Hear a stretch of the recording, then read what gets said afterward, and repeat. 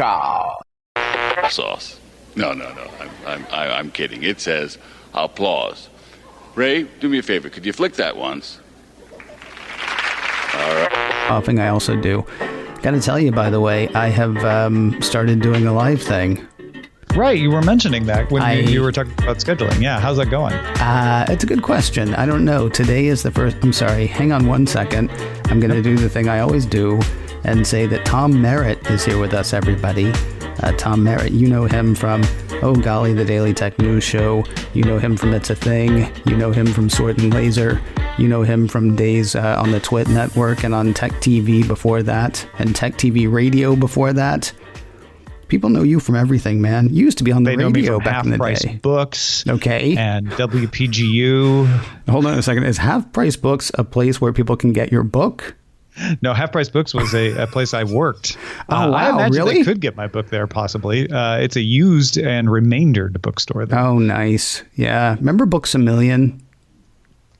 You don't know Books? Oh, you do know Books A Million. I do know Books A Million, but I never really lived close enough to one to go all the time. Wait. I'm sorry. Yeah. Books A Million is not the one I'm thinking of. Books A Million is still out there. No, there was a place... I can't remember. It was tragic because I liked it because they had a lot of really good books, but they actually closed Catch a Rising Star in Harvard Square and put in a remaindered books store. So if you wanted the latest book, you had to go a couple blocks down to another one, Wordsmith maybe. I can't remember. It's been too long. It's been like 20 years since I was hanging out in Harvard Square, Tom. 24 maybe. Well, that's 20 more years. I never hung out in Harvard Square is what I'm trying to say. Yeah, it was really cool. Although like everything now has changed because like I say, I saw Barry Crimmins and Stephen Wright on the same open mic night at that Catch a Rising Star, just like woodshedding material. That's crazy. Yeah, it was nuts. And it was also very uncomfortable because I was there to support a friend of mine who it turns out really thought that comedians just got up on stage and were funny. So he the stage made them funny somehow. Yeah. So he had almost no material. He got 2 laughs the whole time. It was talking about the way he was dressed when he got up there. Then there were like 4 minutes of just complete discomfort. And then the funniest laugh, the biggest laugh he got was he said, "Hey, look over there." Yeah. Well, yeah. That's a good ad lib. Yeah. And then he came back and sat at our table. Louis C.K. Oh, nice. Oh, wow. I have a story about him too, and it's completely appropriate, but I've told it here, so we don't have to right now. I can't remember what we were talking about. Oh, how's the live thing going? Oh, yeah. How's your live thing going? Fine, I guess. I don't know. I've been doing it for like a month now, but I have not announced it. I've only said like on Twitter about 10 minutes before I go live. I'm like, hey, I'm going live. But I'll go ahead and say now it's 3:30 Pacific, 6:30 Eastern, Monday through Friday. Right now it's just me and anybody who shows up in the chat room. And I sort of monologue for about 15 minutes, I guess. And then the show ends and I turn it into an audio podcast. And here's the reason, by the way, that I say this is a Tom Merritt inspired production. I'm not listening to it before I turn it around as an audio podcast. Oh. It just goes up. Move. That's it. Well, I mean, that's the whole point of the live thing, right? If I start editing it, then it's not called macOS, or it shouldn't be called macOS Ken Live anymore, which is what it's called. Right. It should and just be motivated, right? Yeah. How do you mean? People expect it to be a live production. So if there's slips and weird things that happen, they're like, oh, right, this was recorded live. It's like when you hear the crowd noise on a live album, you don't go, well, that's weird. Why didn't they edit out the crowd noise? Yeah. Isn't it weird, though, when you can tell they added in the crowd noise? Yeah. Like, oh, it's a live album. You should do that on your live program. You think I should fade up crowd noise every now and then? Between segment 1 and segment 2, after the call to action in the middle, just like a gentle applause, just like golf clap, maybe. But overlaid or by just 5. just background baseball game sound. That's a great idea too. Wow. Oh, sorry. What? Yeah, I feel like it's the beginning of Sgt. Pepper's. Actually, is what we just did. It was a little of the orchestra noise. There you go. So anyway, I'll tell you how it goes after it's done. I mean, it goes. Big, live, public, whatever. And I put big in quotes. But I'm going to start talking about it like in a real way. Really promoting it. Yeah. Yeah. Like today, actually, as people hear this, today is when I started promoting it, which that was clever. Well, thanks. I had no idea. I know. I actually I didn't mean to fool you on that. Sorry. No, that's good. Right. So Monday, aside from me promoting me, is the part on in a few minutes when we say it is news to blank. The guest of the week comes on. They talk about what they're going to talk about, and hopefully bring something either that I haven't talked about, or sometimes even something that I don't know what they're talking about. So I'm curious. When I wrote to you and said, "Hey, by the way, Tom, I need you to do the heavy lift on Monday's show," it's news to Tom. Tom comes back with animatronic dolphin. Actually, no, we're not going to talk about that. That would be fun, though. And it's a real story. What's his name? It wasn't Howard. What was the dolphin's name? Because you're talking Johnny Mnemonic, right? There's a new animatronic dolphin, but I know what you're talking about. Was it Free Willy? Wasn't that one? No, Free Willy was about a whale. Animatronic whale. So yeah, no. I assume you're talking about the dolphin and Johnny Mnemonic. No, I was not. Oh, okay. I'd totally forgotten about the dolphin and Johnny Mnemonic, to my great shame. So then are you talking about the dolphin in Voyager DS? No, not Voyager, DSB. What was that one called? The one with Roy Scheider, the show about the underwater Sequest. Sequest DSB, thank you. Yeah. No, I wasn't talking about that one either. There's another one? There was an animatronic dolphin in the news this week. Okay. Well, I bring it up to show just how much I hate talking about the thing that's actually in the news that is important that we talk about, which is Twitter and Facebook's policy on slowing down or eliminating links to the New York Post article about the election. Oh, because we could talk about the dolphin. We really should talk about the dolphin. See, what's interesting is you said you wanted to talk about the Facebook thing. So you're talking about slowing down stuff to the New York Post story. You're not talking about the thing where Facebook was slowing down links to Mother Jones. No. Okay. That's another side of that same issue. But specifically, we talked quite a bit this week about the reaction. And we actually mostly talked about the Twitter reaction to the New York Post article, which, if you really want to find out about it, go find out about it. It's about Joe Biden's son, Hunter, and allegations about what he did, what he knew, and what his father knew regarding that, which on the face of it is an important election story because the president or the former vice president is a candidate, and what his son does and what his son told him reflects on who he is and whatnot. But the New York Post article was based on some information reported to have come from a hard drive of a laptop that had been dropped off at a repair shop in Delaware. Mm-hmm. So already it's a little bit of like, okay, well, are we sure the laptop's provenance?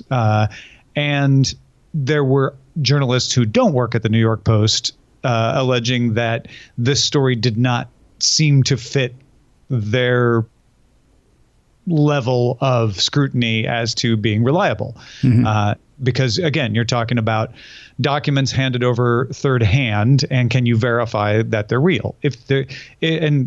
From where I sit, if you can verify that these documents are real, they're absolutely newsworthy and should be reported on by the press. That's part of having a free press and allowing the public to make their decision. So the really only thing here is, are these faked or not? Right. The New York Post said they're not faked. We have sufficient confidence to believe that they're real to pass them along. There are photos of Hunter Biden that are part of this dump that they put out there. But other journalists are saying we think that they maybe hacked Hunter Biden's iCloud account, blah, blah, blah, blah, blah, blah, blah. The point is Twitter stopped the link from being shared because of concerns that it was doxing. Didn't even have to do with the journalistic integrity side of the whole question. It was, this is revealing personal information about someone without their permission. And they have lots of rules about doxing that prevent that. And then when they took heat for that and people saying, well, hold on, it would be doxing to report on the president's taxes as well. And you didn't block the New York Times article about that. What's different here? Jack Dorsey and his staff changed their minds and said, well, wait a minute. We were applying our rules as written, but the rules weren't written very well. So we're going to change that to say we're only going to block it if it is directly shared by someone who hacked you. And the New York Post didn't hack you, so that doesn't qualify. So we'll let that link be shared again. But they're still blocking another link, and they've still frozen the New York Post account until they take down the other link. So it's just a mess. And what we talked about on Daily Tech News Show a lot was this is a question of making yourself the arbiter of truth, right? Mm-hmm. If you are hands off and say, we have very simple rules. If it's illegal, we block it. And if it's not illegal, we allow it. Then it's easy. And that's what all these platforms did for a long time. But they started taking heat for that because people were saying legal things that weren't received well by one quarter or another. So they decided to step in and say, well, okay, we'll stop these things that even though aren't illegal, they're just not a good idea for a healthy community. Right. And again, that's not a bad thing either. But when they started to do that, myself and a few others said, well, this is a slippery slope. At some point, you're going to slip into making an editorial decision. And this is certainly the closest they've come to that. I have no idea how to respond to that, because you actually just brought up a ton of stuff that I don't know. I haven't been following that story, honestly. And the problem that I have is, as a hopefully decent person, as a morally minded person, like there's a thing that happened on Sunday morning. I don't know if you saw it. I should stay off Twitter. I mean, that's really what the lesson is. I should just stay off Twitter. There was an allegation made by a host of one of the Sunday morning shows, leading a sitting senator to go ahead and make that allegation. So nobody actually made the allegation. They're basically doing the guilt by association thing. Mm-hmm. I don't know if you heard it or not. And I kind of don't want to dignify it, except to say, like, I'm watching that and thinking somebody should yank this person off the air. Not because what they're saying is illegal, but because what they're saying is irresponsible. And that is the job of journalism. Right. Yes. So that the question is, do we want Twitter and Facebook to act like journalists? Well, and if so, how? And if not, what's the cost?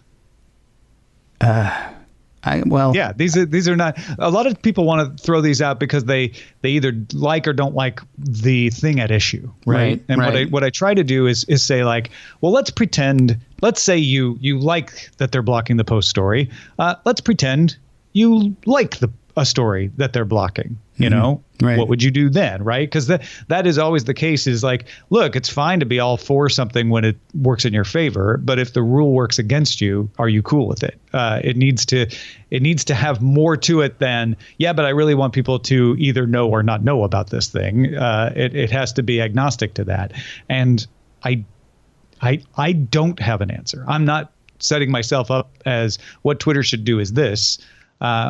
What I would say is that I'm very glad that they adjusted their policy. A lot of people are upset with them. They're calling them flip-floppers. It's like, well, but they'd be worse if they just blindly, applied policy without ever adjusting it. This is an unknown situation. We're in a new world, and they should adapt as they go. I think we'd all rather they had learned this a long time ago than in the middle of the 2020 election, though. Yeah.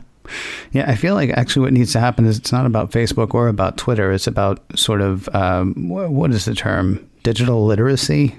That might not be the right term. I apologize. But basically, we need critical thinking skills. And I worry every week, honestly, doing Mac OS Ken. I worry, having focused on Apple for 15 years, that my critical thinking skills are slipping to the thing that I, like, to the thing that I've been watching for so long. Mm-hmm. And that's just tech news. That's just me sitting here doing a silly tech news show. Multiply that times, I had a family member tell me recently that what Democrats want is one world government. And they keep wanting to go back and go, okay, well, in your lifetime, you've had Kennedy, you've had Johnson, you've had Carter, you've had Clinton, and you've had Obama. And so far, not one of them has turned us over to a one world government. If that's really what they want, are you sure? But what I really want is, I kind of want to do that critical thinking exercise with them and say, give me some proof for that other than, somebody from some secret organization that you think you're special because you know the name of can actually tell you that that's the case. I don't know but who at this point is going to teach critical thinking, especially when somebody has gotten to 72 and is firmly convinced, no, they're all going to chip us. I don't know how we get back to a place of, stepping people outside of whatever conviction they have to critical thinking in a way. My opinion on all of this is that we're in the deep, dark trough of the learning curve. Ew. And this is the scariest part of any learning curve. And we have gone through it, and you can go back. Pessimist Archive is a great resource for this sort of thing. You can find similar reactions to what we're having to social media and technology with books, records, television, pamphleteering. And it's great to look back on those and say, like, okay, we made it out of those. That's comforting, right? We figured out how to deal with them. And they all had similar disruptive effects. Yeah. The Luddites didn't throw their wooden shoes. Actually, it was the saboteurs. Didn't throw their wooden shoes into the machine works in protest just because, that was the first time they'd thought of it. It was a combination of new technology, factory automation, and pamphleteering and free spread of information that caused that, right? We've gone through this trough. It's not the first time. And television brought with it a lot of protests and a lot of coverage of protests and assassinations. But in every one of those, when you're in the bottom of the trough, people say, yeah, but this time might be different. Mm-hmm. And you can look back and go, but they were wrong. It wasn't. Until the time that it is, right. you don't know. And when you're where we are now, you don't know. Past performance is never a guarantee of future performance. I would like to think that we will figure out how to be literate in social media. We will start to understand and get back to that place that you're talking about, that, I can tell which things shared on social media are bunk and which things are reliable. But all the signals are mixed right now. And there's no standard way. There's no cultural literacy for understanding that. So these are the growing pains, and hopefully we grow out of it.